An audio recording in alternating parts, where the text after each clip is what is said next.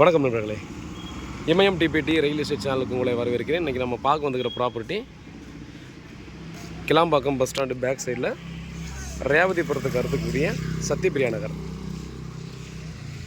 So இது வந்து பார்த்தோன்னா ரேவதிபுரம் இதோட ஸ்டாப் ஆகுது. முன்னாடி வீட்டோட ஸ்டாப் ஆகிட்டு அதாவது முடிஞ்சு அடுத்தங்க ஸ்டார்ட் ஆகுது.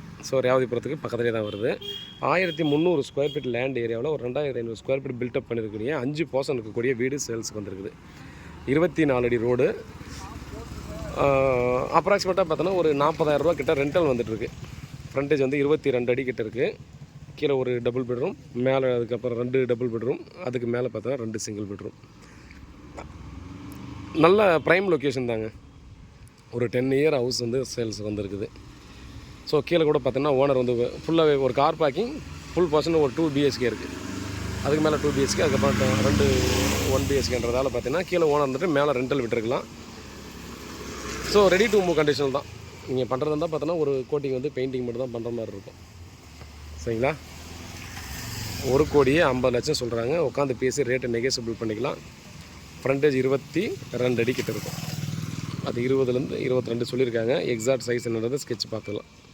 சவுத் ஃபேஸிங்கில் 24 அடி ரோட்டில் இருக்குது. ஸோ நல்ல லொக்கேஷன். எனி டைம் பார்த்தோன்னா பீப்புள்ஸ் போகக்கூடிய மெயின் ரோடு தான் இது. அதனால் பார்த்திங்கன்னா அந்த சரௌண்டிங்கில் யாருக்காவது தேவைப்படுதுன்னா டெஃபினட்டாக மிஸ் பண்ண பர்ச்சேஸ் பண்ணிக்கோங்க. அந்த மாதிரி சரௌண்டிங்கில் கிடைக்கிறது ரொம்ப ரேர். ஏன்னா உள் ரோட்டில் தான் நிறைய ப்ராப்பர்ட்டி வருமே தவிர இந்த மாதிரி மெயின் ரோட்டில் வர்றது கஷ்டம். ஸோ நமக்கு வந்துருக்குது, ஆப்பர்ச்சுனிட்டி மிஸ் பண்ணாதீங்க. ஸோ வேறு ஏதாவது ப்ராப்பர்ட்டி டீட்டெயில் தேவைப்படுதுன்னா கால் பண்ணுங்கள். லோனுக்கும் போய்க்கலாம். Approved property. மேல் டீட்டெயிலுக்கு கால் பண்ணுங்கள்.